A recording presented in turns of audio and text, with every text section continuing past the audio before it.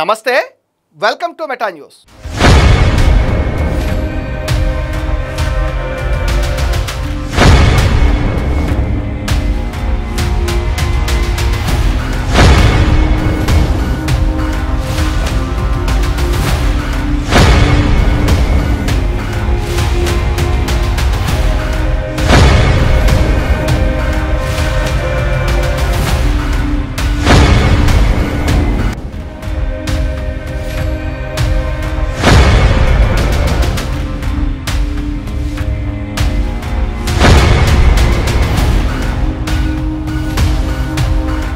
Nellore central జైల్లో యావజ్జీవ ఖైదీగా శిక్ష అనుభవిస్తున్న రౌడీ షీటర్ శ్రీకాంత్ పెరోల్ ఎపిసోడ్లో సంచలన విషయాలు ఇప్పుడు బయటకు వస్తున్నాయి।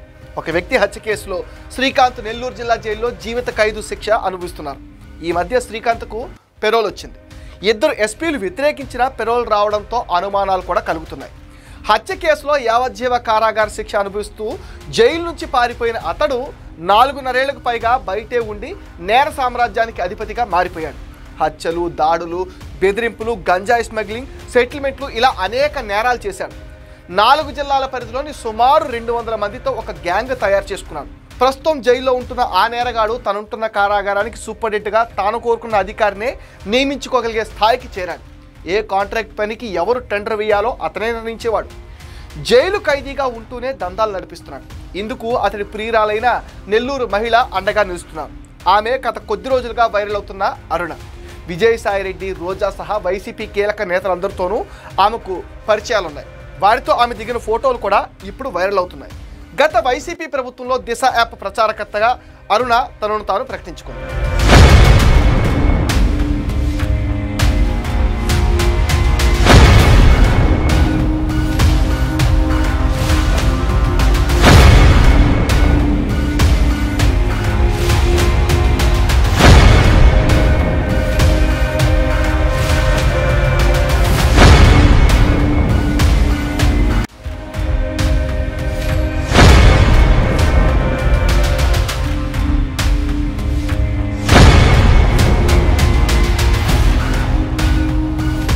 తానొక సామాన్యురాలని చెప్పుకునే అరుణ వెనక పెద్ద మాఫియా ఉందట। ప్రకాశం, నెల్లూరు, చిత్తూరు జిల్లాలకు చెందిన యువకులతోనూ ఆమె టచ్లో ఉన్నారని, సెటిల్మెంట్లు, లాబింగ్లు చేస్తున్నారనే ఆరోపణలు కూడా ఇప్పుడు వెల్లువెత్తుతున్నాయి। అరుణ ఒకప్పుడు చిన్న బొటిక్ నడుపుకునేవారు। తర్వాత శ్రీకాంత్ పరిచయాలతో నెల్లూరు జిల్లాలో లేడీ డాన్గా మారిపోయారు। 2022లో ఒక ఎన్జిఓగా జైలు ఖైదీలతో ముచ్చటించేందుకు వెళ్లిన అరుణ మొదటి చూపులోనే శ్రీకాంత్తో ప్రేమలో పడినట్టుగా చెప్తోంది। గత ప్రభుత్వంలో అరాచక శక్తులకు రాష్ట్రంలో పూర్తిగా మద్దతుండేది। అదే అవకాశంగా తీసుకున్న అరుణ జీవిత ఖైదు అనుభవిస్తున్న శ్రీకాంత్ను ప్రేమించడం వెనుక కూడా భారీ ఎత్తుగడే ఉన్నట్టుగా పోలీసులు చెప్తున్నారు। గత ప్రభుత్వంలో అరుణ చేస్తున్న దందాలతో వైసీపీ నేతలు ఫిదా అయ్యారు। వారి సహకారంతో పోలీస్ ఉన్నతాధికారులతో చనువు పెంచుకున్నారు। పోలీసులకే ఎలాంటి పనినైనా చేసి పెట్టే స్థాయికి ఆమె ఎదిగింది। ఎంతెలా అంటే ఒక ఖైదీని ఆసుపత్రికి పిలిపించుకుని సరసాలాడిన వీడియోలు ఇప్పుడు వెలుగులోకి రావడంతో రాష్ట్రం అంతా ఆశ్చర్యపోతుంది। నిబంధనల ప్రకారం జైలు శిక్ష అనుభవిస్తున్న ఖైదీకి ఇతరులతో మాట్లాడే అవకాశం ఉండదు। ములాఖత్ సమయంలో మాత్రమే మాట్లాడే అవకాశం కల్పిస్తారు। ఏదైనా అనారోగ్యంతో ఆసుపత్రికి తీసుకొచ్చినప్పుడు కూడా ఖైదీ వెంట ఎస్కార్ట్ సిబ్బంది ఉంటారు। కానీ వైరల్ అవుతున్న వీడియోలో శ్రీకాంత్, అరుణ చేతిలో చెయ్యి వేసుకుని పక్కపక్కనే కూర్చుని మాట్లాడుతున్న దృశ్యాలు కనిపిస్తున్నాయి। ఇంత ధైర్యంగా నిబంధనలు అతిక్రమిస్తుంటే జైలు అధికారులు, పోలీసు అధికారులు ఏం చేస్తున్నారనే ప్రశ్న ఇప్పుడు తలెత్తుతోంది।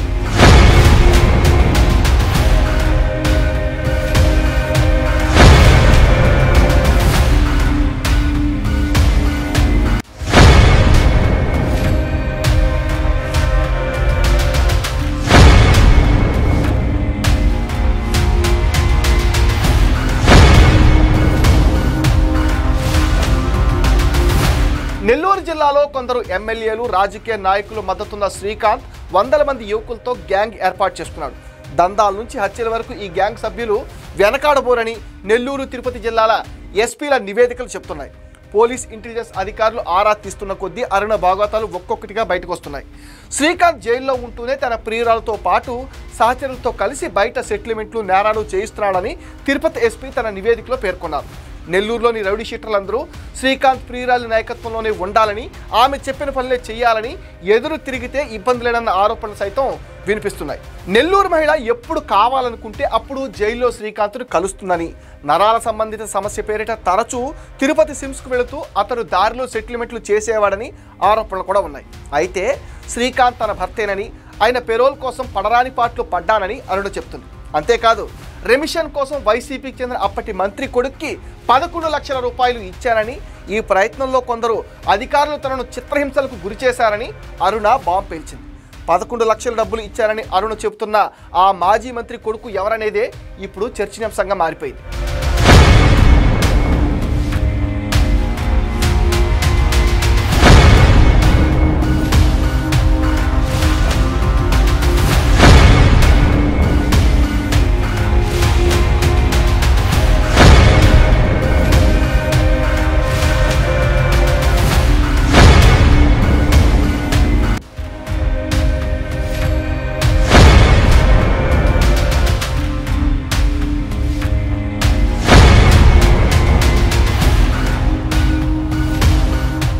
ఓ ఎస్పీతో ఆమె గోవా ట్రిప్కు వెళ్లడంతోనే శ్రీకాంత్కు పెరోల్ వచ్చిందనే ప్రచారం జరుగుతుంది. మరోవైపు పెరోల్పై వచ్చిన తర్వాత శ్రీకాంత్ ఒక ఎమ్మెల్యేను కలిసినట్టుగా తెలుస్తోంది.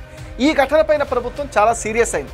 శ్రీకాంత్కు పెరోల్ ఇచ్చిన వారిపైన సీఎంఓలో ఆరా తీసింది. అలాగే పెరోల్పై వచ్చి ఎమ్మెల్యేను కలిసిన అంశంపైన సీరియస్గా ఉంది.